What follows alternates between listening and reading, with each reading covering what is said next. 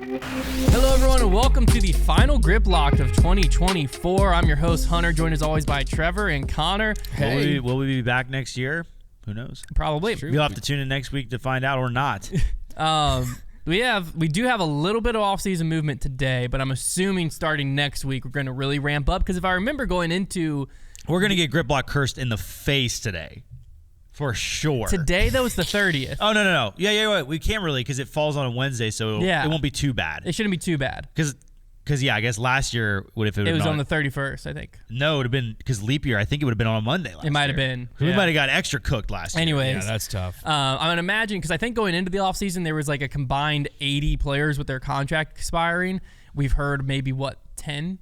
If even. Not a ton.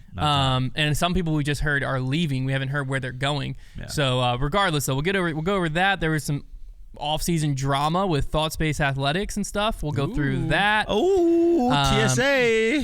Have a little Trevor's trivia. We'll go through this Reddit post that I found that I think will be fun to read through. Do a little in the bag, and then we'll give you some New Year's resolutions to end the show off. But before we do all of that, let's hop into thank our sponsors.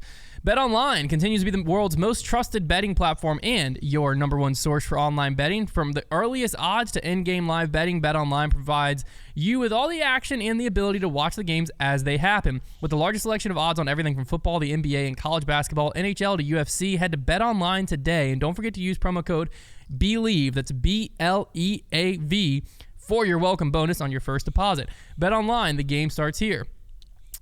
Many disc golfers have tons of extra discs cluttering up our closets and cars, and there are very few storage products on the market that are designed specifically for golf discs and that don't waste any space. And unfortunately, the ones that do exist are terribly expensive. Thankfully, there is Discbox. Discbox is the only low-cost disc golf storage product on the market. Discbox is a simple disc storage bin that holds up to 30 discs, requires no tape or glue, and is made from recycled material right here in the USA. So go to discboxdg.com and you'll find quantity discounts, wholesale options, multiple colors, and most importantly, no order minimum. So you can order just a single box if you want. Discbox also makes a great players pack item as you're starting to plan those events for 2025. So visit Discbox. I just swallowed a gnat or something. Hit him with it. Discboxdg.com today and get your collection organized. And don't forget to use code FOUNDATION for 15% off your order. Mine's getting out of control. I just had to add another Walmart shoe rack to my basement. Dang. It's getting a little out of control. It's funny. I got those Heiser racks that they sit behind me. If you ever watch me on any of the shows. I filled them bad boys up. I have those. So what I was using, the Walmart shoe racks that are, not great storage products. It'd be much nicer to have these boxes that just stack. They hold the disc and that's about it. They will make kill and you don't really want to ever turn your disc sideways. They all fall through. Yeah. I don't know if you've had that problem. Oh yeah, I've had that problem. But the Walmart shoe racks are now holding shoes. Oh, weird. Yeah. Yeah, they just I was sitting in my office the other day and I looked up and I was like, how funny. Circle of life. They're actually doing what they're supposed to do. They're just sitting over there holding shoes. They've made it to the promised land. Let's go. I've decided that this has nothing to do with disc golf. People love it whenever I go off tangents on Yeah, they do golf. really like that. But I've decided that I'm going to make my basement more functional. Oh, no. Is this a resolution? No. Whoa, okay. yeah, whoa, Not whoa, a resolution. whoa. Not a resolution because Okay, I already started it. Okay. Not for the new year. Already started it. All right. Okay. So we started last night just going through our basement and we have a trash pile, a donate pile, and then a keep pile, and then we're going to go back through the keep pile and be like, do we actually need any of this? Ooh, double jeopardy, pile, so. Are you going to make like a living area down there, or are you just trying to put like some games down there? Or like plan is put all storage in the one corner and then make it where Luca can like ride his like tricycle inside, his golf balls, whatever. Like have it like kind of be a playroom. And then my office is already down there and just clean my office up. But right now there's just like kind of storage stuff spread all throughout. So like, and we don't know what's in a lot of the boxes because we've been in this house 8 years. Mystery box hunting. And like we literally I went to a box and I was like, we literally moved this from the apartment we moved out of into our house and we never opened the box. Yeah. Like I don't know what's in this box. It still was labeled on the side. It was a bunch of trash. That's what was in it. Not actual trash, it's just trash now because it wasn't trash 8 years ago. It is trash today. It is trash today. So it was a lot of fun though. Just kind of sorting through that, is what it is. But off-season movement time. Off-season movement. Oh, that's some off-season movement. That was some off-season movement. Boxes in your basement. Boxes were moving. Good point. It's a good time for that. Nathan Queen announced he has left Innova Discs after 6 seasons and a Pro Tour Championship win with them. It seemed in his post as though he does have somewhere lined up that he's going, because I know that's always sometime we see these posts and we're always playing the guessing game of like, does this person already have a plan? Because he said something of like, where will I end up? What will I be throwing next season? You'll find out soon with like a rock on emoji. So rock on. We'll see where Nathan Queen ends up. Yeah, he's an interesting one because like he won that tour championship. I think that's why most people would know his name. I mean, he can like make noise at the right course on tour, but that course typically involves a lot of woods, usually located somewhere in the southeast part of the United States. So I don't really know. I mean, yeah, you're looking through his finishes. What do you see? His best finish last year was he came in 7th at Texas State's. Oh, okay. Which is pretty impressive. That's not bad, yeah. But outside of that, there's not many top 30s. Yeah. There's a lot of like outside the top 50. Mm-hmm. His total prize earnings last year was $15,000. So he's a lefty, which lefties in disc golf just get screwed a lot just by course design. Because basically, if you think about when you're playing, if you're a right-handed player, like you have to be a player like a Chris Clemens, and you just have to have a massive sidearm. And from my memory of Nathan Queen's game, I think he has a solid sidearm. Like if he was a right-handed player, it'd be a very good sidearm. But as a lefty, your sidearm has to be basically as good as right-handed backhand. Yeah, it's brutal. Which is almost impossible. And he has a very good backhand. It's just you don't need it that often. That's something that's so different in disc golf than golf. Like obviously, like in golf, if you have to hit a fade versus a draw, it's just not the end of the world at all. It's really not going to make that much of a difference. Very minute stuff. But in disc golf, like having to just rip lefty turnovers down righty hyzer hallways or huge forehands is not fun. I think I'll be interested to see where he ends up. Well, I'm wondering if he's got enough of a name that maybe a smaller company would be like, yeah, okay, this is like he seems like a guy who would be like, you're a new company on the block, like a good entry level signing to like have a guy who can maybe get your name out there a little bit. He's playing the Disc Golf Masters Tour / Pro Weekend. Surely he's not Masters age. He's spammed right now. I don't think. Obviously, we're terrible at knowing.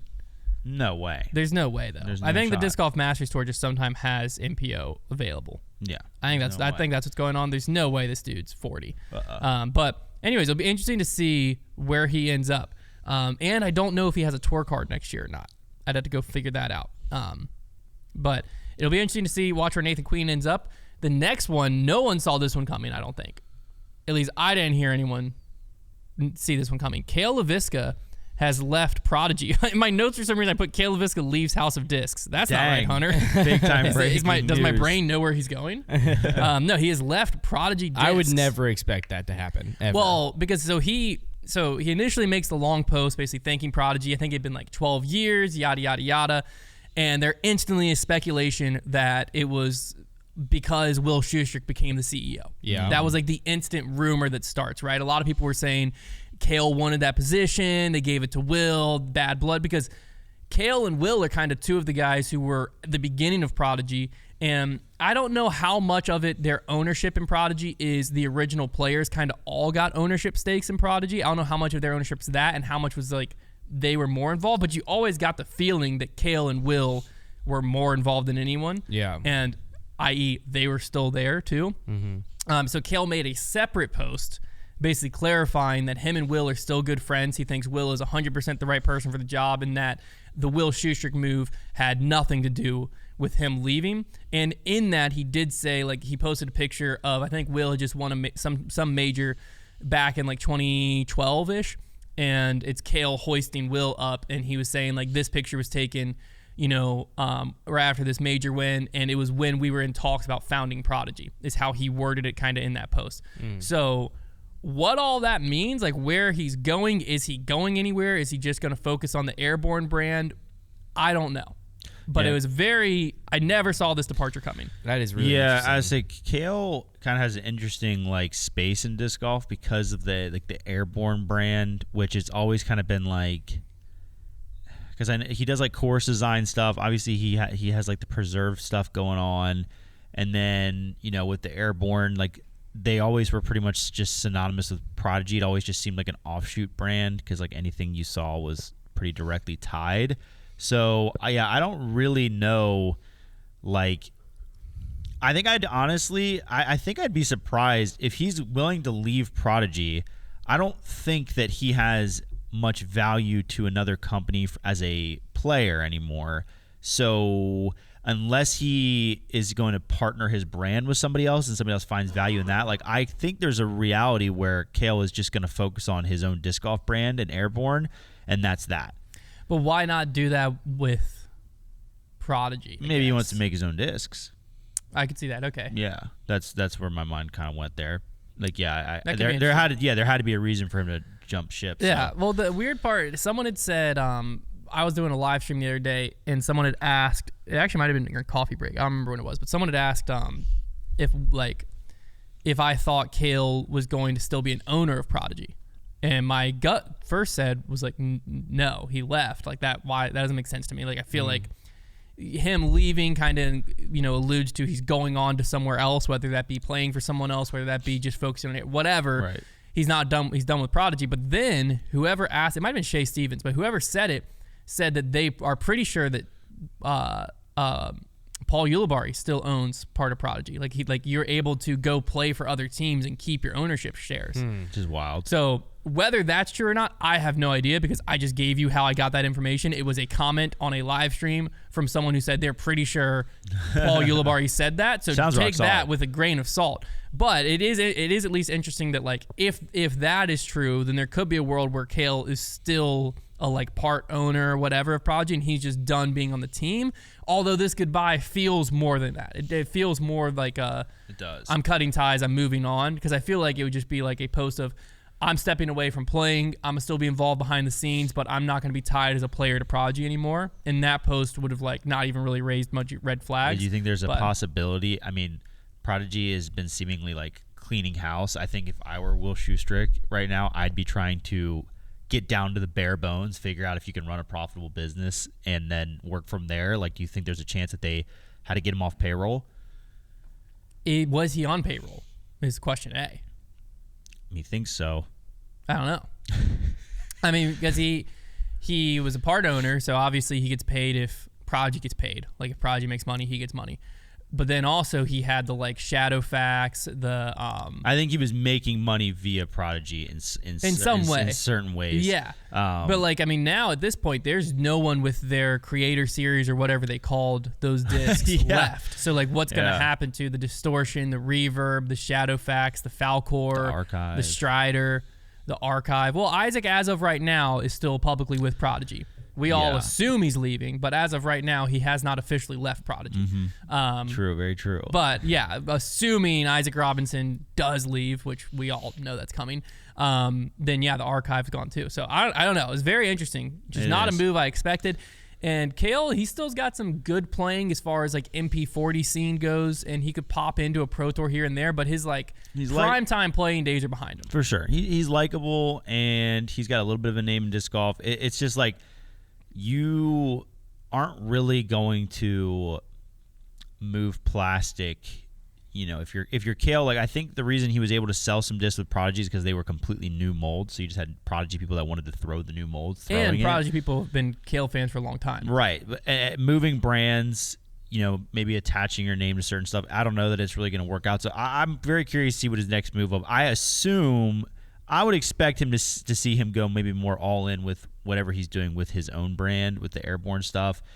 But I don't know. It's an interesting one. The only thing that's weird to me is I feel like he would have been able to say that. He didn't really say. He didn't really talk about future plans, did he? I'm trying to read anything like that. No, I mean, really just said I'll not be continuing my disc golf career as a member of Team Prodigy. That was really the only line in here. Huh.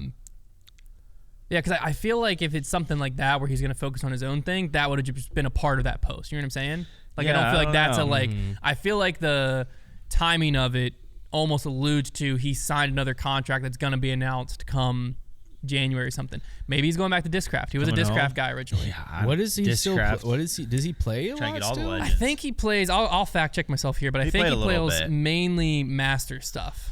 I think that's where he's mainly doing. 2024, he played 25 total tournaments. On the Pro Tour, he played Chess.com, Waco, Des Moines, and the Mary Sunshine House Classic, which was a Q Series, and then he played some MP40. So he played Masters Worlds.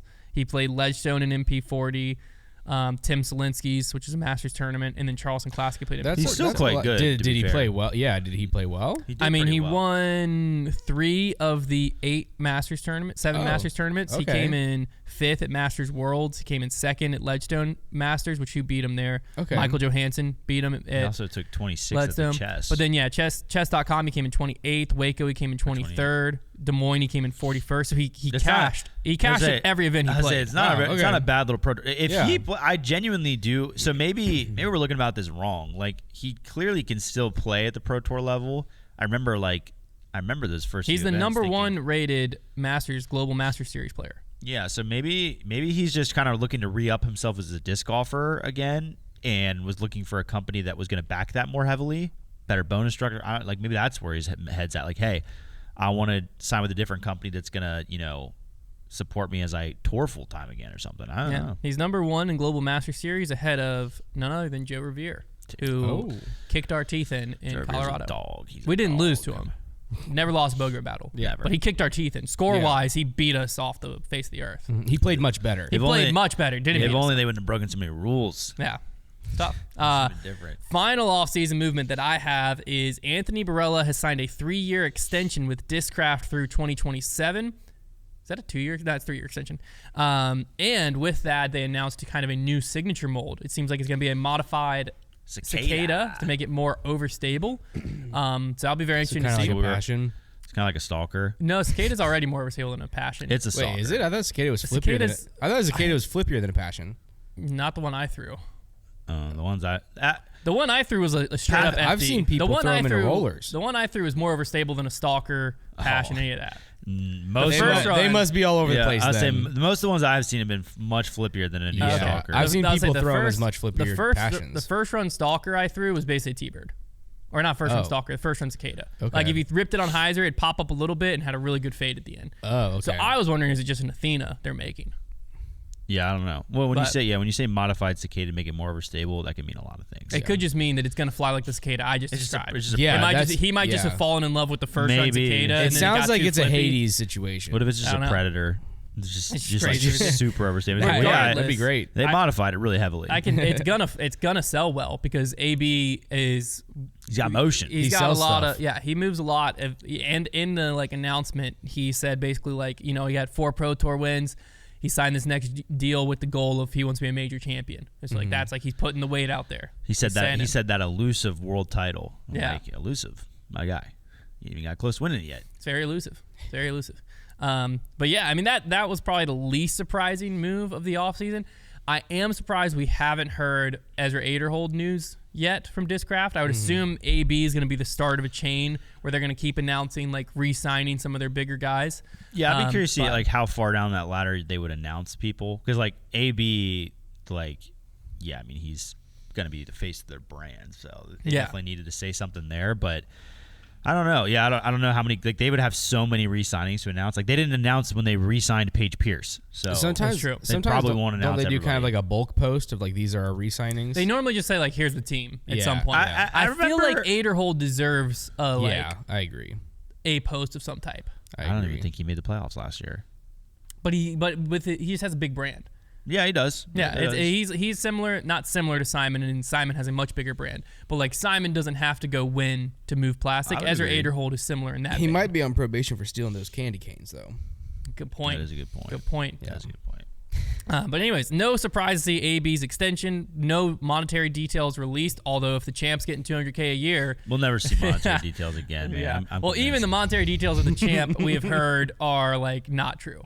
Allegedly. The $200K a year. Yeah, but isn't it way more fun to think that it is? I enjoy thinking I'm going to continue believing that it's me true. Too. Yeah. That's what we've been told. So that's what I'm the ultra world Ball's in source Discraft's court. You got to refute that statement. Yeah, you got to drop the actual thing. That's true. What most likely happened with the Climo thing. But there's no winning in that situation. No, we're actually paying him way less. No, you just... so you don't think he's worth that? All you have to say is that the details are inaccurate. And then we can speculate high or low. That's the best. I do think that probably what actually happened is that it's with the his line of discs is whatever. It's estimated he'll probably make at least $200K a year, and then that got spun into he's guaranteed to make $200K a year. Yeah. that's probably where that came from, because then it's like just doing math of maybe it's a royalty only deal, or they could be paying him $30,000 guaranteed, and it's like, but with the Climo line, you make X amount per disc, you'll probably make $200,000 to $300,000 a year off of it. And then it's like, oh, he's making $200,000 a year. That's probably what happened, but it's way more fun to think that they just signed a $200,000 guaranteed. So I remember they're going to try and drop that. I can't wait to hear about the. It's got to be January. Were they shooting a movie? I think that's the. We got some interesting stuff coming up. I just think that after the lawsuits, everyone's tight to where like the contract's through the end of the year. We're not doing nothing until things January. are going to start popping off on January 1st. Because like the Paul deal, when Paul left Innova, if I'm not mistaken, wasn't it like ran in like a PDJ magazine ad before the end of the year? Like, wasn't it like, I'm pretty sure it was like a full page ad in the PDJ magazine at some point. I don't know. But the information was definitely out there well before the end of the year. I don't think it was publicly announced till that Jomez video they did. I don't know if you remember that. But anyways, things are going to start popping off probably in the next week. Probably next week's episode we'll have a much bigger offseason movement list to go through. But don't worry, there's plenty of off-season drama happening. So I was just scrolling Reddit the other day looking for what am I going to talk about on Grip Block this week. And I saw this Reddit post where someone was looking for the best way to support ThoughtSpace Athletics. And I was like, what the frick's that about? And in it, they were like, with all the recent information about like financial trouble and all the like stuff going on with ThoughtSpace, I really want to support them. And I read that and I was like, what is this guy talking about? So I did some digging and I stumbled on a Disc Golf World video, which Disc Golf World basically just does like, I think during Christmas he was doing like daily news updates, but he normally does, I think, weekly news updates on what's going on in the disc golf world, hence the name.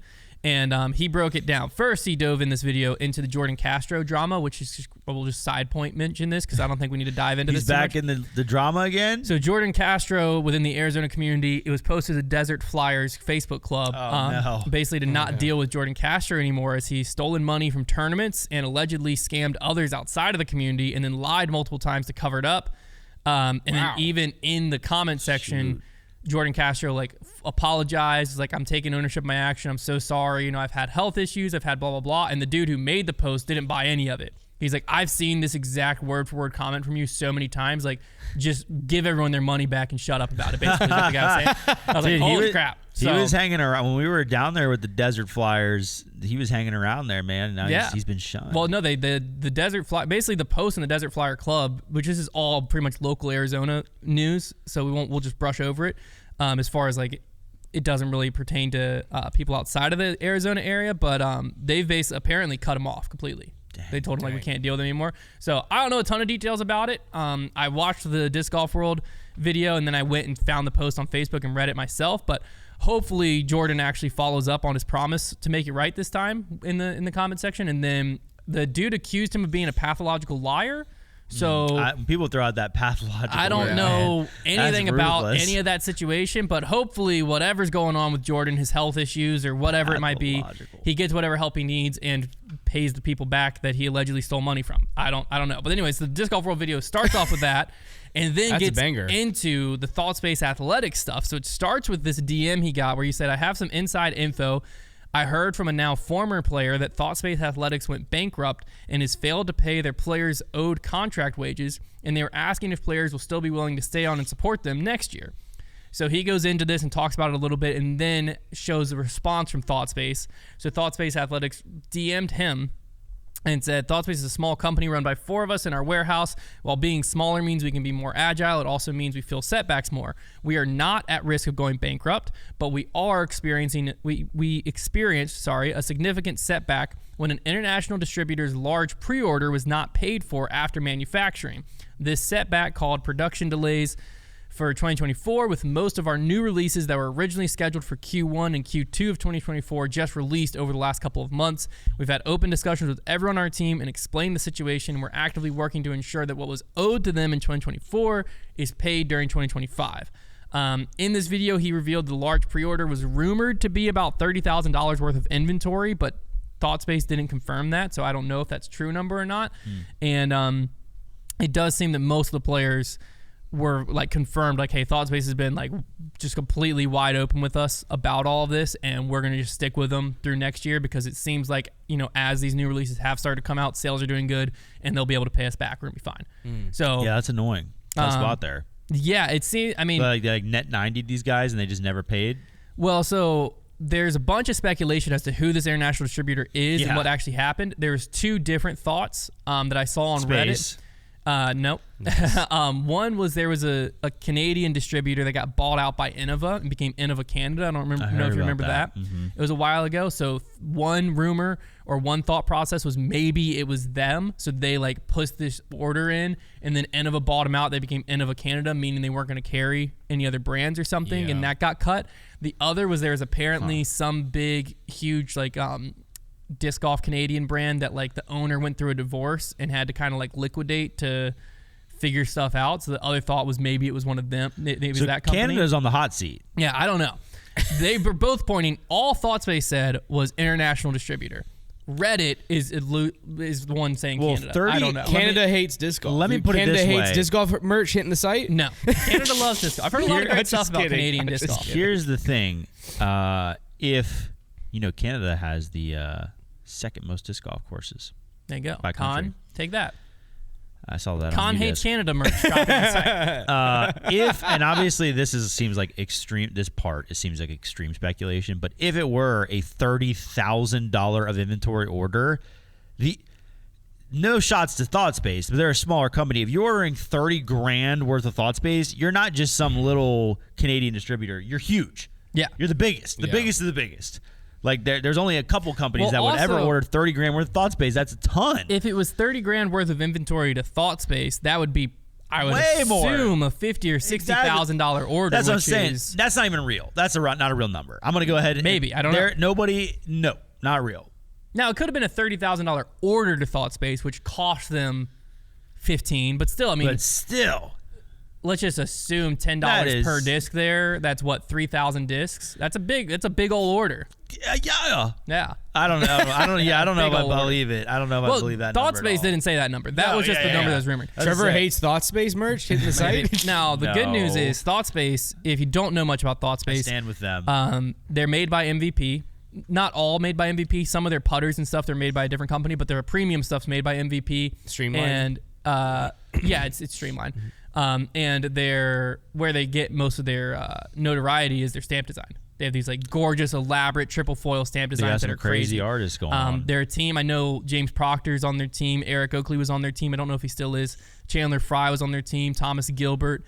So they got some decent pros. But what I will say is, let's just look at it from a different perspective. If the order that set them back this much was $30,000, that's a massive order. Right? But in the grand scheme of how much like pros get paid and stuff like that, if a $30,000 order not coming in was enough to make you like not pay people for a long time, good news is they aren't paying players a ton. Yeah. Because they even admit they're a small company run by 4 of them. So what that does mean is hopefully it's something where they can be quick and, have Tour Series sales pick up, and instead of paying players, we'll just throw out a number of $3 a disc. They pay them $6 a disc. That's made up numbers. Then next thing you know, they're fine. Okay, well, so and also because like they're basically never recouping those funds, right? Like in this. Well, they have the inventory. It was a pre-order. This was the rumor. Right. Yeah, I guess that's true. So the pre-order, basically how I pictured it was basically this large manufacturer, this large distributor was like, hey, we need 3,000 Ursuses. We'll just use one of their discs. They're like, sick. They go to MVP, say we need 3,000 of these. MVP makes them. They pay MVP. 3,000 Ursuses come in. They've now spent money to get those. And then they go to ship them to the distributor, and the distributor's like, no, we're out of business. We don't want them anymore. In any respect there? It depends if there was a contract, if this was just like, hey, I think we want it, whatever. And also, you'd have to go through the process of suing them to get it. So you're going to spend way more than it's worth. Exactly. And on top of that, if the company's just out of business, who are you suing? Name drop. Honestly, ThoughtSpace, name drop. Regardless, though. Seriously. Because what it sounds like to me is basically this order then became the stock they had to move for the first 3 quarters of the year. which instead of it being all moved at once, it set them way back to where like all this new exciting stuff that was probably promised to players like couldn't come out because like, hey, we have to get our money back. We don't have any more money. We put it all into this. That's how I'm reading all between the lines and making all that up. But regardless, ThoughtSpace did say in all caps, we are not at risk of going bankrupt. So it seems like fancy financial footwork. Yeah, 45-day plan, 1 point per day. It does seem as though like it's probably just a situation where they had to spend a ton of money on this order that never actually got paid. So they were sitting on dead inventory. They've moved through enough of it that they can start getting the wheels turning again, get new stuff out. And they are teasing. They actually just posted a teaser that like I don't know if it's a new signing, I don't know if it's a new disc release, but something big's coming, quote unquote, for ThoughtSpace. So we'll see what all that is. But if you haven't tried ThoughtSpace, this is a great time. Check them out, foundationdisc.com. Try them out. We got a bunch in soccer now. Yeah, we love ThoughtSpace. So their plastic's awesome. And hopefully they'll be able to get everything fixed. But they were praised a lot for the way they handled it, being like just super wide open with their players, super upfront. I mean, like, hey, the second we are able to, because I mean, heck, some pros literally don't know the number of Tour Series discs they sell.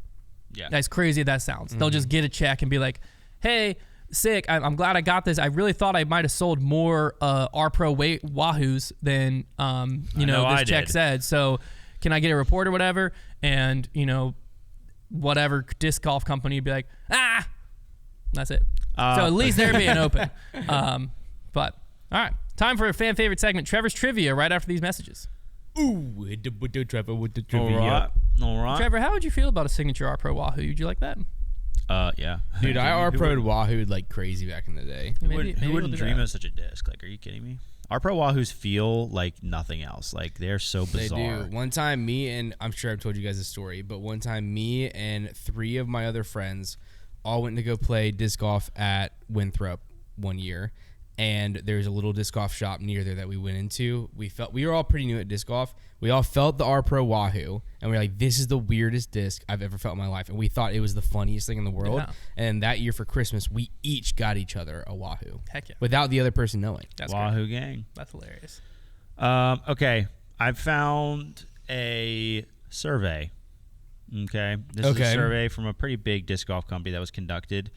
And this was basically asking people if you could only have one disc color in your bag, which would you choose? And I've got a percentage breakdown of the answers.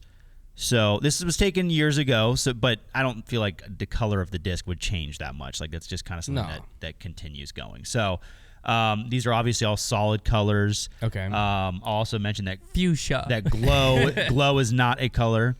Is certain descriptors such as neon? You will not available? need to use neon. Okay. Like it's just one day glow, one color name. So there's on this pie chart. Basically, we've got 1, 2, 3, 4, 5, 6, 7, 8, 9. Roy G. Biv, baby. So we'll each let you choose. We'll give you each 4 guesses, so you can get the most percentile of the pie chart.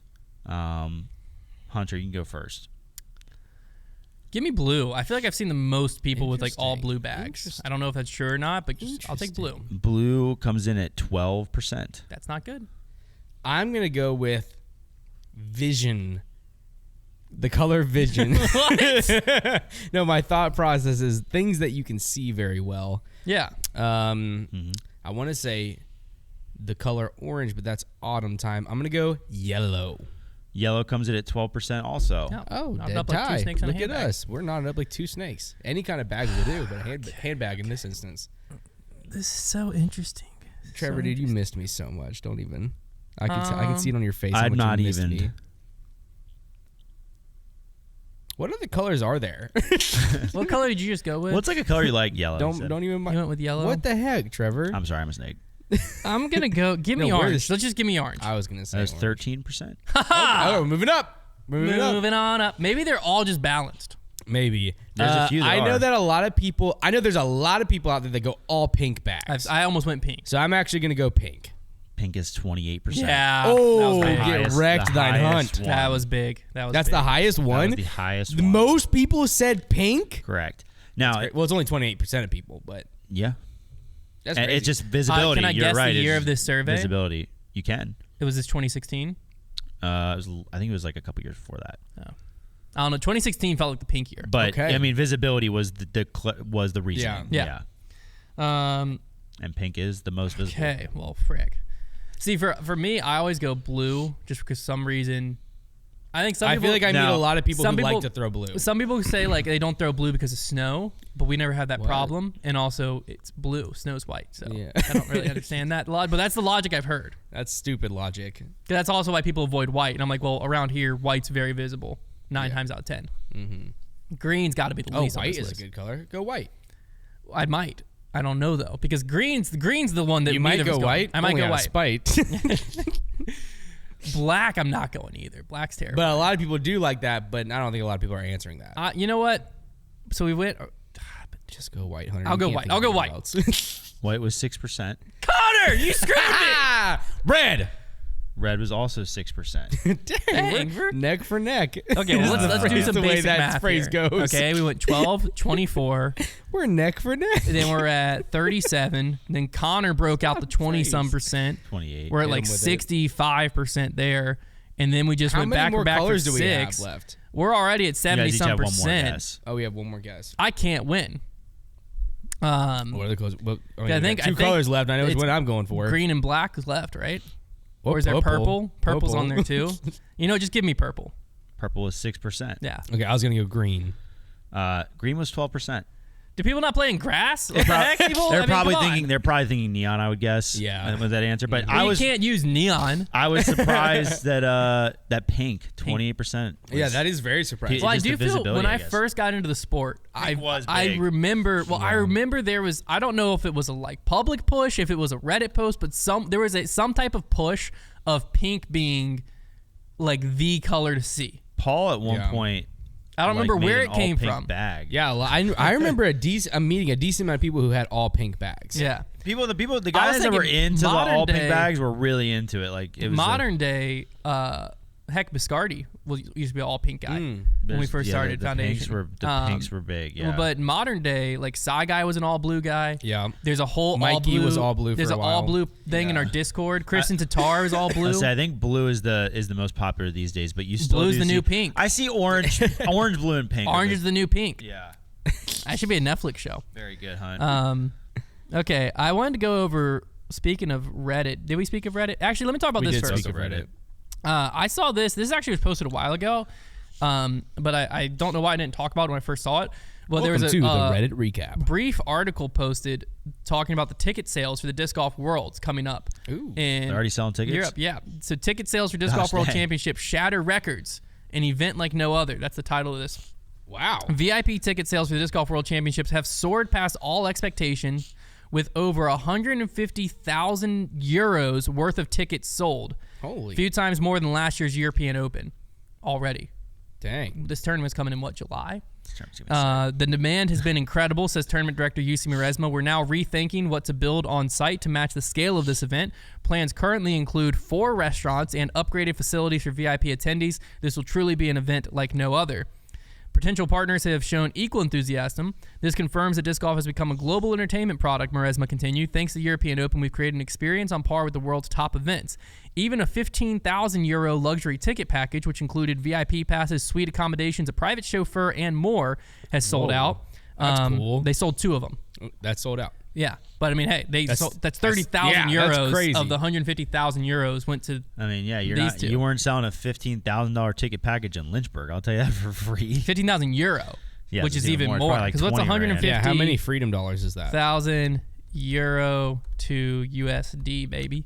That's No, it's not that 156,000. much as I thought. Wow, that's a lot of 6 more thousand. thousands. Yeah. I mean, it would be kind of dope to like pull up to this event and you have a private chauffeur, suite accommodations, all that. I have a very take. cool. I have a take, and I've kind of had this take before, but I think that after this year, especially, I think most people in disc golf, including the players, are gonna be really caught on to the idea that disc golf is just kind of better over there. Well, I think Like they care more. Seemingly, there's more fans there. Well, I think the tough part, and we've talked about this a bunch. The horses a lot of times look way better. We've talked about this a bunch. Is you go over there, and it's limited product as far as you have like this year. If you're going to a tournament in Europe, you're going to Worlds. Why would you not? Similarly, if you go over there's only 3 or 4 tournaments that the top players are at. So you have if you're in Europe, especially this year, in though, Finland, that's not really the case this year. There's maybe 6 and 2 majors. Well, I'm saying that's a lot. That's more than 3 in one major. That's what I'm saying. But but compared to like 18 pro tours. Yeah. Again, I stand by if we had one major in like the U.S. because typically that's what happens in Europe. You have one major and it was at somewhere central, like and maybe they'll use USDGC because that's very well attended. If that was the only, like there's 3 tournaments in the U.S., only one major, it was USDGC. There would easily be 15 to 20,000 people there. I would think. I stand by that. Yeah, because right now, you got to think, if you're in Kentucky, you have Idlewild. If you're in Kansas, you typically have DDO. If you're in Texas, you have like 4 events. If you're in Florida. So that, I'm not saying that European disc golf is, I'm not saying it's like worse than the U.S. by any means, but I think that it gets elevated to a level because there's such a small amount of product to be consumed by a large population that does love disc golf. I do agree that obviously, yes, that makes sense. They have a limited product, but what we don't know is if there was a full pro tour out there, who's to say that they don't show up every week, week in and week out? We won't know. We just don't know. Like I think there's a possibility they do. Well, but what also you have to question what happens, because like the European pro tour happens, but I'm saying if the top pro, Gannon Burr was only touring Europe, right? And now all of a sudden the pro tour is like, screw it, we're going just to Europe, and there's 25 events across that region. RIP to my bedtime. Well, do we start to feel the same way? Like right now, there's courses on tour that we're like, that course isn't that crazy because we see the top like 5 courses in Europe. You're right, but they obviously like their parks and geography is just different. Like the land that they seemingly get access to, like I don't know. Like the European Disc Golf Festival. You're completely right. We see a limited product, but the question remains: is that just like if it were less limited, would it still look as good? We don't know. It might. Because the other thing to think through is Worlds. This is the only time Worlds has ever been here. This is the first time Worlds has ever been there. Again, if that was the case in the U.S., because like the Worlds product is going to be the best disc golf product we've ever seen, period. I'm not going to even question that for a second. It's going to be insane. There's probably legitimately going to be close to 10 to 15,000 spectators because also I've ran into people from the U.S. that are going over there.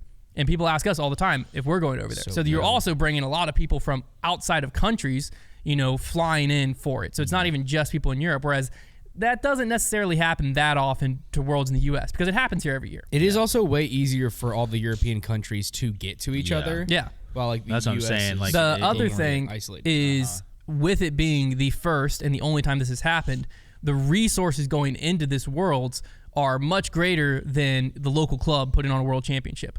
Which a lot of times is basically what happens in the U.S. is you have a tournament director, you have the local community, the PDGA kind of comes in and supports a little bit, but you got to give credit where credit's due here, which is UC Maresma and his team over there.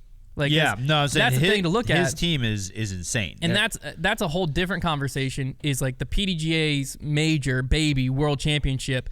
Why does it have why is it such a different standard year to year? We've had this conversation multiple times, but like, it almost should be a little bit embarrassing for the PDGA that like you're going to go over to Europe and have the product that's going to make every other Worlds after this feel. Guess whose logo is going to be slapped all over it though? The PDGA. Yeah. I understand that, but I'm just saying like it's just weird to me still that like the quality of the PDGA's crowning jewel tournament, the major, fully depends on not the PDGA for how good it is. Yeah. You're completely right. Like that doesn't make any sense. Yeah. You know what I'm saying? There should be a committee that is ensuring the excellence of that tournament at all times. And not only ensuring, in charge of. Yeah. Because right now they basically go out there, and I know if people from PGA are listening, they're probably like, we put a lot of effort into it. And I'm not questioning the effort they put in. I'm just questioning the location of the effort that gets put in. Because like right now they'll go out and verify the courses are up to standard like 2 years in advance and come back. But who's putting the work in between? It's the local community. And then also when the course comes in, there's working with a local tournament director and like, and sometimes not even local. Like Heinold came down and ran Worlds here and it was a phenomenal Worlds. But like that's why when there's certain Worlds and certain things happen, it's like a Worlds that Nate Heinold's running is going to be on this level. A Worlds that's at Emporia is going to be on this level. And then a Worlds that's at wherever random, I'm not going to throw anyone under the bus, that's by someone who's never ran a Worlds or has only ever ran a smaller Pro Tour event is going to be on a lower level. And like that's not really fair to the players or the local community because then you go to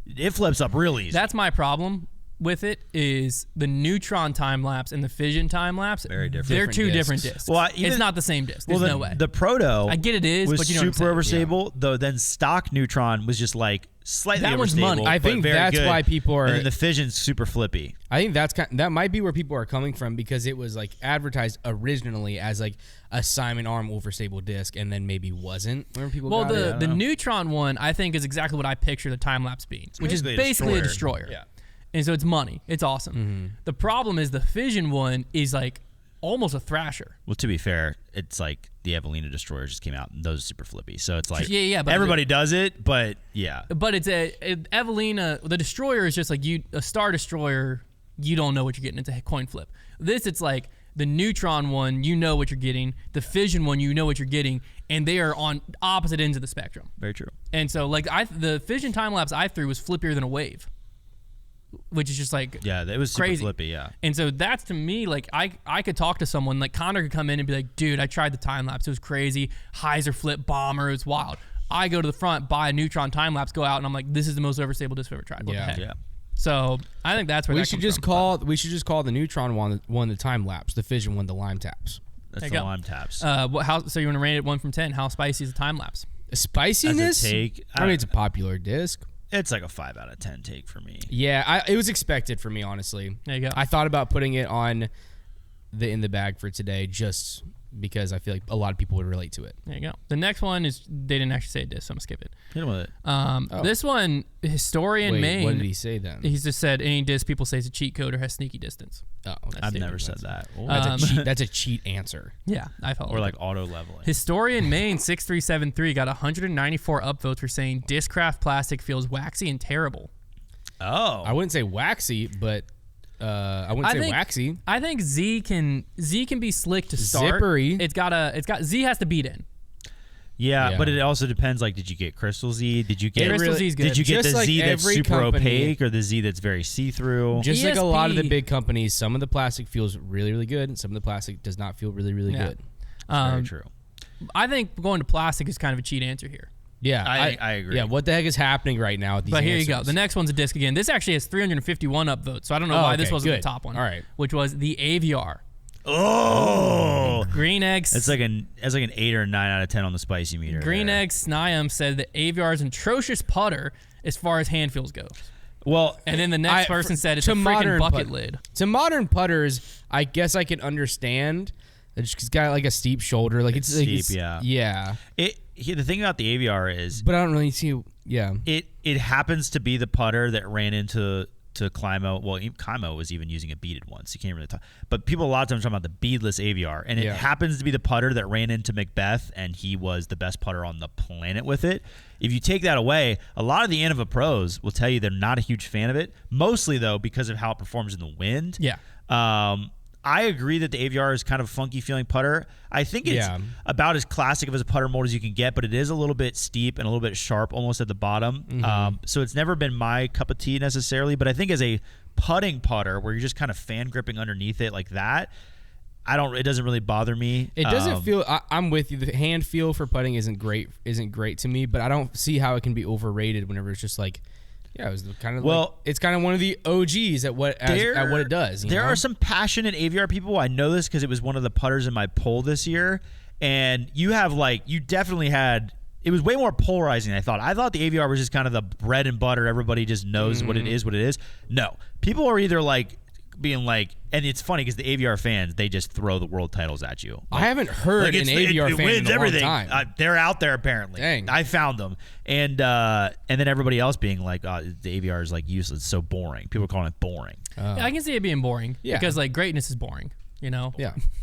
But no, the AVR, to me, why I think it's a spicy take, but why I don't think it's overrated. You can't say it's overrated because it's it's just the because OG. if you don't have the AVR, you don't have like whatever putter you like. Yeah, it's like the putter. Yeah, that's what I'm saying. I mean, technically, just- I guess the Arrow or whatever is technically the OG, but like the AVR is like, it's the putter that most people base whatever putter you like on. It like started with, I wish the AVR was a little more round, and you lead to the Warden or whatever. Old, so it's like finding a Titleist driver from 1996. I mean, like this thing's overrated. Like they've innovated since then. Like they don't like that. Their putters are different now. Yeah. It's like saying like the Model T is overrated. Like no one wants to drive a Model T. Yeah, you're right. The But only difference is Ford's not making it anymore. you're right. It is true. And it's still making them. So good that is the point. only thing that gets a little different. Sky Squatch said, for me, it's the buzz. Yeah, it flies expected that on inconsistent there. for me across different molds. I've tried it, feels weird in my hand. Yeah, the buzz that Yeah, I I think feel similarly. the buzz is one of those where it is so good and so hyped up that it will always live in the overrated category. Yeah. Just because like people who the buzz works for, it's a magical disc. And so those people are going to rave about it. And then if you're someone who the buzz doesn't work for, instantly it's overrated. Because for me, I love how the buzz flies. The buzz flies awesome. It does not agree with my hand. It just doesn't come out. It doesn't come out right. I think That's it. most people, I think, have issues with the buzz because I think the buzz is at its worst when it's brand new. I think it's just kind of like it's not going to impress you at the very least. I think once you get one that's seasoned, then you kind of start to see the hype. So I think that's what happens is people buy a buzz, myself included. I did this exact same thing. You buy it and you're kind of like, I don't really get this. It's kind of fast. Like I don't, and then but you find one that's beat in a little bit. It's pretty amazing if you can get past the feel because some people Just don't like like old that. Trusty. He's Yeah. amazing. That's the problem is the feel shouldn't have any I like the issues. feel a lot. Like I feel like it should be very agreeable, but for some reason it's just like I don't it mind. just doesn't work I don't for mind me. the feel. It's the I release. can't get a consistent I release. know. I'm the same. I don't know. and I don't know what it is about it. No, I This don't is either. not shallow, really. No, because Like, it's- really, the MD3 and the Buzz are very similar. The MD, like it just for some reason the Yeah. MD3 just comes out of my hand better. I don't know what it is. No, I think it might be a little shallower than MD3. I think also discraft plastic is pretty slick. it can be. So Yeah. to me, that's probably a big part of it. The Chance Wastakin said the KC Pro Rock. Boo. Plastic is slick and hard. The dome and rim make it feel weird in my hand. The Rock 3, however, is a masterpiece. And then someone below it said KC Plastic feels like a drugstore toy. KC Plastic, you have to season it. Yeah. I You can gotta be see. I can see how the modern disc golfer would have a hard time with the KC Rock. This is where disc golf mode would come in. The KC Rock is totally. Listen, it is 100% a disc we were all gaslit into throwing by all the pros, but there is a reason. It is an amazing disc, Yeah. but it looks completely unexciting. The plastic is very not amazing until you get You got to get some rounds get a on little it. dirt in it. Like you got to Well, wear it in. if I was just starting playing disc golf this year and I walked into a disc golf store and I went up to a shelf and picked up a KC you Rock, would never. I've throw never it. got I would be like, this is Never the worst throw it. feeling disc I've ever thrown. But Or I've ever felt. Like I completely understand the feel. But It's terrible. they fly in. As soon as you You beat have to one fall in in, love with it. Yeah, as soon as you beat one in and had it in your bag for a solid like 10 rounds, it'll be the best thing. It's ever. like Michael awesome. Scott. At first, you're like, I can't bear to look at this. Is so ugly. But then eventually, you're like, he's my favorite. Yeah. It's Makes perfect true, sense. very true. The You have to Michael fall in Scott love with him. discs. All right, there's the next ones were just pretty much buzz, harp, buzz. Yeah. Just Bird got pie boring after appeared that. in there. All right, it's time for in the bag. I somehow won last week, so I now have 9 points. Connor Don't came discredit in. yourself. I thought it was a good We had list. the You did a good closest job. Twitter poll of all time. Did you Yeah, see that? we did. 34, 33, 33. It was decided by Instagram because Twitter It was insane. essentially It was like a tie. Twitter was a wash. Yeah, so Instagram was a little bit more, but it was still pretty evenly spread. Yeah. But Instagram was a little bit more defining. Connor came in second, so I now have 9 up? points. Connor has 6, and Trevor has 6 points right now. Reminder, the punishment, someone has to make 2,000 20-footers.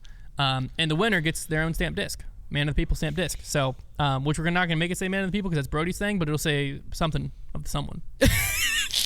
Very good. So this week's topic is going to be discs that you thought were going to change your game. And they Probably could've- kind of similar to that Reddit thread. a little bit, but not necessarily meaning they're overrated. Yeah. It's just you thought they were going to do something that either they didn't end up doing or maybe they did change. And this your can game. also be very personal and objective to us. Mine probably are. Mine is going to be. I'm going to go first because Yeah. I need to take the number one. Yeah. one. I think there's one on the list that I just kind of, you got to Really? take. Oh, Yeah. I got you. I don't even know So if I I'm know going to what go it is. first. I'll let... If this is actually like if we're all thinking about the same disc, I am going to be bummed out. 'cause I'm I thinking thought this was I'm very going to go personal to first. me. I'm going to have Connor go second, Trevor third. Okay. All right. me- I like this actually because I I'm gonna be was really having a hard bummed time. out if Hunter takes mine. I was having a hard time choosing between the top two, and I know Hunter's got one of them, so it'll make my decision. What are you guys talking about? Well, for me, the disc that I bought, I vividly remember it, that I thought for sure was going to change my game. Please don't say it. And I just went through why it doesn't fit in my hand right, is the Buzz. okay. Yeah, that was one of my top. That was like, I had that on my list, but that's not that for me. That is I not. just my- feel like But that is going to be the most popular. one. List-wise, that's got to be the first one out of there. It is so, gonna be the most popular All pick. right, Connor. All right, I've actually got a lot on here, and I've got a lot of good ones. And I'm trying to decide if I want to go for one that I think is kind of clicky, or I think I'm going to go from my heart here. I have to. And I don't want to. I don't want to just go for popular discs. I'm going to go for like from my heart. I would have chosen the Buzz, but I'm going to go with the Undertaker. Dang it! Nice. The Undertaker was that like, is a popular one too. Honestly, with this list, it's going to be anything that Paul McBeth. I will say because Paul makes every disc look like a buttery smooth piece of angelic plastic. And so whenever you get it in your hands, you're like, what the crap? Also, the Undertaker, it's a crapshoot of what kind of disc you're going to get depending on what plastic it's in. Some of them are Firebirds, some of them are Flippy. I think that the Undertaker has lost pop in modern day because the Passion. Yeah, the Passion filled the slot a lot of people wanted the Undertaker to fill. But when Paul first went to Discraft, funny enough, I was doing some back end work on our website, and something I was doing was on the Undertaker. And when I went in there, it's literally still the description I wrote when we first started, which was like, as soon as Paul came to Discraft, he fell in love with the Undertaker because it was, and I described it as like a longer flying buzz, blah, blah, blah, because it was true. Back then, like Paul was instantly this Undertaker is like money. It's what I wish my T-Bird 3s were, blah, blah, blah. And we all bought it. We all loved it. And I agree with you. The Undertaker, I was like, here it is. It's also a disc a lot like the Buzz, where I hold it in my hand, I'm like, oh, this is a good feeling disc, and then I go to throw it, just doesn't agree with my hand. I always wanted it to be what the Passion is. I always wanted it to be a hyzer flip to like dead straight with maybe a little cruise to the right or just like a fall, and it just never was that. It was either a dive left or a flip way right. Yep. Like it was. I never had a money one. No, I'm with you. Trev, you get 2? Yeah, my list is not going to win any votes, but that's okay. My first one is the Groove. That's a good one. See, the reason everybody thinks everyone thought the reason that the Groove was for me was because I had my starter set, and then the very next disc I got, I had learned about flight numbers, and I said speed's good. -2, they cancel out. Therefore, it is dead straight, and that's why I ended up with the Groove that flew like a Firebird. And then my other one is the Nova. Yeah, that was on my list. That was another Paul through it. Looked incredible. I liked it okay, but it was one of those discs that just never worked for me as well as it did for other people. Konner? I'm going to go and take one because I think some of my other ones I have, nobody else is going to take, so I'm going to go with the one that people might take. I'm going to go with the Berg. Dang it! I don't think I have enough to make my list. I just never gave the Berg a try. It's the classic everybody talks about Berg zero glide thing, and then you throw a Berg and you're like, it's a good flying disc, but it flies a lot like other ones, and it's just so overhyped, and it's a good disc, but it's just not the game changer people claim it is. Yeah. No, I thought that I was always team like the Berg's like a joke. What are people going after? Until I said something we were in Dallas about the Berg, and Brody reminded me when I was hypnotized by the Berg for one round. Yeah. We went to Peaksview and we played with Brody, and I was telling him the whole round of how it has no glide, and Brody the whole time was like, Hunter, did you see, like, your disc just did the exact same thing my Roach did right next to it. Like, what are you talking about? And I forgot about that, but there was like it was in my bag, and the whole round I was preaching to Brody about how the Berg is the greatest thing ever. And then like 2 rounds later, I was like, what am I doing? This is just another putter. I had a Berg in my bag for a little bit, and then I was like, it's putter. I wanted the Berg on my list bad, so I'm very upset. I legitimately, there is a chance that I'm going to have to just go off the top of my dome because y'all keep taking ones from my list, because the Nova was the other one that I was like, that was like a big time one. Yeah, but you were good with the Nova, though. I was, but it didn't change my game because Paul was throwing them on like 300-foot laser rope lines, and we all thought, I don't even need a mid-range anymore. I have a Nova. That's what I'm saying. Any disc thrown by Paul is the answer to this question. So I'm gonna have to go just rogue. All my ones for votes are gone. So the next one for me that I pursued so hard and I paid a decent bit of money for, and it was in my bag for a very short period of time because it just wasn't what I thought it was. Yeah. And I still am enamored by this. I will still search for this as if it's going to change everything. And I need to just admit that it's just not going to, which is a flat top gator. Oh, yeah. Before everyone knew what a zone was. And we were looking for that beautiful overstable approach. No one was throwing Discraft yet. Everyone was throwing. I vividly remember the wreath ones. Do y'all remember those like circle ones of the gators? Oh, yeah. The ring. Absolutely. Yeah. Oh, and you just wanted one so bad. All the pros had them. And I finally got my hands on a flat top gator, and I was like telling everyone how this disc is so sick. I really wish I still had one. And I just was not good with it. I wasn't good with it. I loved it. And it was a fine disc, but it just wasn't. It didn't make me Paul Macbeth. That's why you had to have a regular gator that you made If flat with the boiling water, because then it could do the trick but not be perfect, but you could blame the imperfection on it not being a real flat top gator, and then the dream was still alive. Yeah. You know? Now the other ones were so good. The other one I'm taking here, if you got into the sport when any of us did, you've all been burned by this disc, which is the T-Bird. Yep, that was on my Because list. everyone and their mom told you that the T-Bird was like the straight fairway driver. Yeah. Because for pros, Dead it was.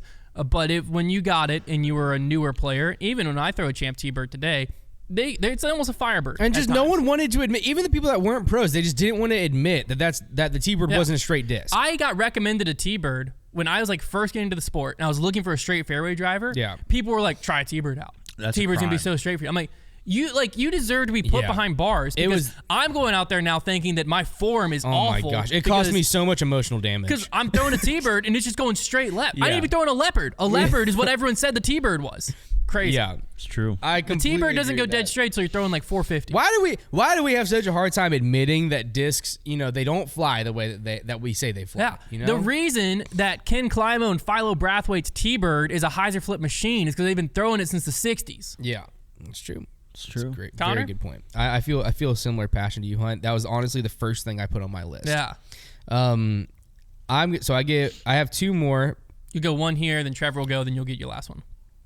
I'm starting to think that I don't think Trevor's going to take any of mine. No. Probably not. But I have two that I'm trying to decide between. My list is living in Innova land because that's when I still Okay. believed that disc could change my game. I was only throwing Innova and I was like 14 years old. All right, I'm going to go with one here. I'm going to say the Zeus. Nice. Because I think Konner, you have a heck of a list. I'll just go Thank ahead you. and say it. I appreciate that. Whenever the Zeus came out, I thought it was going to be the coolest thing ever. I thought it was going to be like a destroyer, but better. Like a beat-in destroyer. Yeah. And then I think just like everyone else in the world, I bought it and I tried to love it for a long time. And then I, like every other player, including Paul Macbeth, didn't keep throwing it. Not every Except for other player. Hunt. But you got a cool one, though. Yeah, I love the Zeus. But I've thrown stock Big Z Yeah. Zeus's. It's a good disc. I think I just thought it was going to be an amazing disc. I think that most of what is on this list is most of them are fine discs and they personal serve a hurt. purpose, but it's more so they get told to you that they're going to do something that they don't do. I think the Zeus is a beat and destroyer perfectly. The only gripe I have with Zeus, I don't like the way it feels. Yeah. But I mean, it flips up out of the box. That's what you want. Not all of them. Yeah. Most of them do. Like give you a little bit of push up, whereas a destroyer wouldn't on hyzer. Maybe a little bit. I like that one because I think Yeah. people will agree with me even Yeah. if they don't understand why. Because everybody had a Zeus at one point, and not everybody has them now. Because I rarely see, other than the one in Hunt's bag that he does throw very well, I rarely see people throw Zeuses. I feel like. My last two are G-Star Crate. Paul Macbeth gaslit us all into throwing that. I loved that disc, so I can't agree with you there. That thing was money. I really genuinely sucked with that disc. It was very, That's my money very maker. I had bad. that and I had a Champ Crate, and I literally went looking like we're talking 6 months ago. When I lost some type of disc, I went looking for my G-Star Crate. 'Cause I was like, that's the answer. That's why. So I still have my G-Star Crate eyes on. His G-Star He hasn't Crate been hurt It yet. just is a money hyzer flip. Maybe, the problem is probably I'm a hyzer thrower. You're not. Yeah. That's probably the problem. No, it never worked out. So good. And then my last one as well. You also hate soft plastics. Like, yeah, the crate is just your enemy. Yeah. It's Well, the I mean, anti-Trevor. Yeah, I was a youngin' and it just didn't really work out for me either. Last one, I'm trying to think if there's anything other. Like I was saying, like all of this is Innova because that's all I threw back then, and that's like I said, this is when all these discs really hit me in the face. Is there anything non-Innova? Oh. Yeah, I'll say one. I'll say one that really kind of hurt my If you feelings. take The my Luna. last one, thank goodness. The Luna. The Luna, I really tried, and it just did not work out. I thought about the Luna, but I think it does what it's supposed to do. Well, I Not think anymore, doesn't it? Did.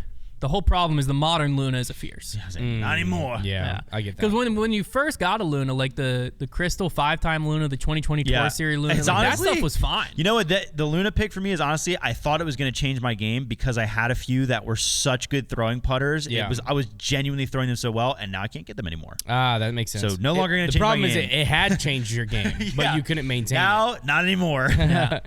For my last one, I'm trying to decide right here, between two, but I'm nervous about going, because if I go with one, I'm basically going all PM line discs. But that's because emotionally for me, that's You have what the caused Bird You only on have here. one That's PM true. line disc. And the Zeus is the only PM line. True. Yeah, the Undertaker isn't. Yeah. It's just all the discs that Paul threw when he first went to Discraft all hurt my feelings so bad because it dragged me away from all the discs that I loved from Innova and ruined my life. Konner did Not go to through be a dark dramatic. period. Oh yeah, I switched to all Discraft whenever Paul did because I am obsessed with him, and it ruined disc golf for me. I hated disc golf because my whole game changed. It was awful. Not because of Discraft. Not because of Discraft, but because I changed every disc in my bag. Yeah. No, yeah. It's the same thing as whenever I did Clash for 30 days. Disc golf became very scary place for me. That's because I had no comfort to lean on. Yeah. If you want to see that video, it's coming out soon. It is. It will come out soon. So do I go down that road? Go down the road, baby. I'll go down the road. Yeah. I'm gonna go with the Hades. Yeah. That's a great one. That's a good The one. hate and the good thing about the Hades too is that the same as a lot of discs that we've said, it flies very different now than it did originally. I think that the first run ones were a certain way, and then I think the the protos were a protos- certain way. The first runs were a certain way. The modern ones are now a certain way. Yeah. It's like What I heard, and this is not from a reliable source, I don't think. I don't remember where I heard it, but I heard that they put out the proto to get like feedback on what and there was the Domi run, which is the run I fell in love with. yeah, And that's the run that most people I know fell in love with. yeah. And then there was the flat one. And the flat one accomplished what they wanted the Hades to be. And so they went with the flat one, even though we all fell in love with the Domi one. The Domi one I think is a good disc. I don't think the flat one is that good of a disc. It's good if you're like it's good if you if throw they're 280 to But 300. even then, I think it's a little too fast to be consistent. it overlaps with the Thrasher. It's like a worse Thrasher in my opinion. Yeah. I just don't think. Yeah, I think the Domi ones overlap with good Zeus's. yeah. So I that agree. was their I whole agree. problem they were running Yeah, into. that makes sense. But no, the Hades is a great choice. I think there's a lot of people in that boat where you see the Hades, you see the flight numbers, and you think, here we go. Home free. Okay, my final one. At this point, my list is not clickable, so I'm going to just go straight from the heart, which is the harp. The harp Okay. for me, Straight to the harp. The especially harp. in like 2016, 2017, you had Ricky Wysocki throwing like 350, no joke, foot forehands on a frozen rope with a BT hard harp. And all of us and our moms thought at that time, because again, this is pre-zone era. The zone existed, but you were kind of like, no one was really throwing discraft back then. So for some reason, all of us were looking for that like overstable approach disc, and no one was talking about the zone yeah, because none of the best pros were throwing it. which is so weird. Yeah, because it existed. because the It was zone right didn't there. change. Yeah, since no, then. it was right there in front of all of Whoa. us. But we were all looking at what the pros were throwing, and Ricky Wysocki was making his money and winning worlds, flicking a harp. And so I put a harp in my bag, and I swore up one tree and down another that it was the greatest thing since sliced bread. And it's not in my bag anymore. I mean, Discraft's best pro back in the day was Dawson. He didn't throw forehands. Yeah. Dawson and Michael Johansson. Yeah. In like the Yeah. 2016 Guys just era, didn't- you had like MJ ripping comets. Yeah, but the Comets and the Avenger were Yeah. awesome. Not the Avenger SS. The Avenger. Yeah. So, okay, there you go. You can vote for this list if you haven't already over on Twitter or on our Instagram. I have one honorable mention. Yeah. Dave, you're a 3. My honorable. Oh, why did I not pick that? My How did you not honorable- pick that? Because I don't know. You were I don't scared of think the it would've- clicks. I got scared of it. I don't think it would have. I don't think it would have resonated with people. I don't think so either. Because so many people love it. But It's like, phenomenal. you gotta go from Good the disc. heart. Well, that and the Hades both resonated pretty equally for me. Dave, you're a so I went with the 3. one that I thought would do better. that is like my. Dave, you're a 3. That's my did all-time hurt. pick. That and I one forgot was about it. emotional That for disc is me. incredible. Yeah. I've blocked it out of my head. That just Shut is up. so good. Shut up, Hunter. I have an so ace. good. I have an ace with it. Yeah. I It's still phenomenal. hate it. My honorable mention was the river. I missed that. Because big. I vividly that's remember. a good one too. Dang, I went down that path. I remember river. when the river came out. I think it has like what 6 glide or 7 glide or whatever it 8. has. Whatever it I had. think it's 7. It came I think out it's and like 7. no It's one like had the heard. highest. No one had heard of a disc with that much glide at that time, and everyone was talking about how you could just throw it on a. It's just a leopard. Yeah. Is what it is. maybe a Leopard 3. I don't know stability-wise. I haven't thrown it in a while. But when I got it and my brother got it, we thought it was going to change everything. Mm-hmm. Yeah. And Jimmy, for a while, my brother, was like, he wasn't even throwing distance driver. Because he was like, this river goes as far as my distance driver. I threw one into the middle of Winthrop Lake. It didn't. And then in my opinion, add to this list the least underrated disc of all time is the Passion. I can't talk. That disc is just so good. Very good. Talk about a disc that was hyped up, but then genuinely like changed my game. Properly rated. The Passion, but the Passion to me is a disc. Yeah, get a rating out of it. To this question, the disc that I thought was going to change my game, or maybe didn't think was going to change my game, but actually changed my game, the Passion. I mean, it's huge. Yeah, it's phenomenal. It broke 86 for Konner. Such All right, a freaking good disc. Before we do the style selects, we're going to give you some New Year's resolutions. We're going to give ourselves. We're just going to have y'all hold us accountable. So what we told each other was you get one personal and one disc golf. Okay. Do you want to start with the disc golf or start with the personal? We're just doing both. Like each person is do both? Yeah. All right, you go ahead, Trev. Okay. Disc golf resolution is to get rid of the early release. Nice. Figure out the cure, I think is what I had written. All Down. right. Figure out the cure. Maybe can't get rid of it, but we got to figure out the cure at least. Okay, yeah, I like that. Non-disc golf resolution is to get back into running somehow. Heck yeah. Somehow. Is that a resolution? You got to give action steps. You do have to give actions. Like, is your Like resolution how many a day? How is your much? resolution to run through the pain? Is your resolution to the go to the doctor? The resolution is by the end of the year to be in a consistent running routine. Okay, there we go. What That's about a by the end of the resolution. year you run the Richmond half marathon? That I don't want to train for a half marathon. This guy, It's not what I'm trying to do. he's not committed.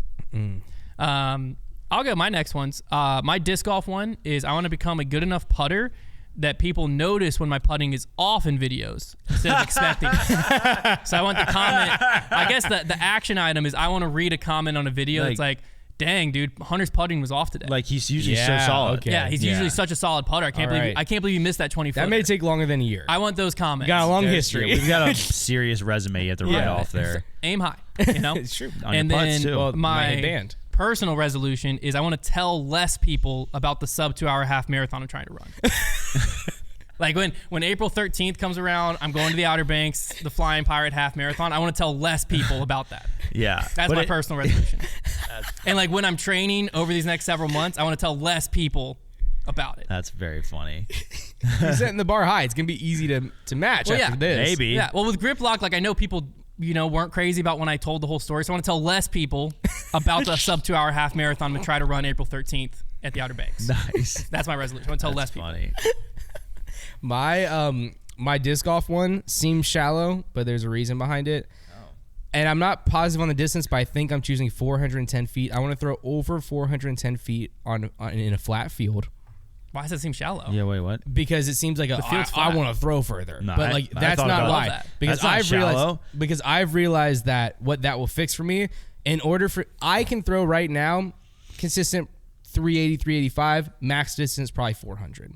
I think you got it in you already. I think if we went out to a field today, you're throwing that's 420. the problem.